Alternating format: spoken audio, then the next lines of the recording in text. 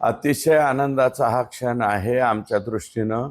मुख्यमंत्री महोदय तिसऱ्यांदा मुख्यमंत्री राज्याचे झाल्याच्या नंतर जनतेच्या डायरेक्ट जनतेच्या पहिल्या कार्यक्रमाचा मान मला आणि माझ्या आष्टी मतदारसंघाला मिळालेला आहे. म्हणून आम्ही अतिशय आनंदी आहोत आणि त्यांचं स्वागत हे जनतेच्या संख्येनं आम्ही या ठिकाणी दाखवणार आहोत. किती हेक्टरला ह्या प्रोजेक्टचा फायदा होणार आहे?